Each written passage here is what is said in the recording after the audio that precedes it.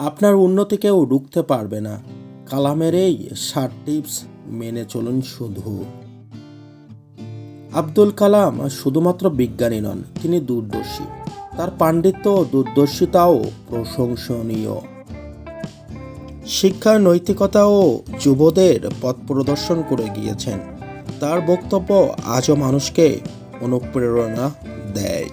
কিভাবে লক্ষ্য হাসিল করা যায় জীবনে, তার জন্য পথ বাতলে গিয়েছেন কামাল। জীবনে বড় লক্ষ্য রাখা, সবসময় বড় লক্ষ্যের জন্য নিজেকে উৎসাহ দিন, তাহলেই জীবনের সাফল্য পাবেন। সাফল্যের জন্য যা দরকার, সাফল্য পেতে চাই, বড় লক্ষ্য না হলে সাফল্য মেলে না। সেজন্য দরকার জীবনের শৃঙ্খলা ও নিষ্ঠাবোধ, লক্ষ্যের প্রতি নিবেদিত মন।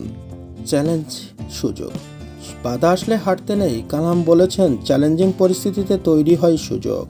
শেখার চেষ্টা ছাড়লে চলবে না। সাফল্য পেতে নতুন নতুন জিনিস শিখে চলতে হবে, বলেছেন কালাম। শিক্ষার ধরন, শুধু পুঁথিগত শিক্ষা নয়। কালামের মতে নিজের কাজের বিষয়ে শিক্ষা, প্রযুক্তি শিক্ষা মানুষকে মুক্ত কামনা করে, ভাবনা চিন্তা স্পষ্ট হয়। পরিশ্রমের কোনো বিকল্প হয় না বলে মত কালামের। তার কথায় পরিশ্রম করে চলতে হবে। ধৈর্য, জীবনে বাধা আসবেই, কিন্তু ধৈর্য ধরলে সেই বাধা কাটানো যায়।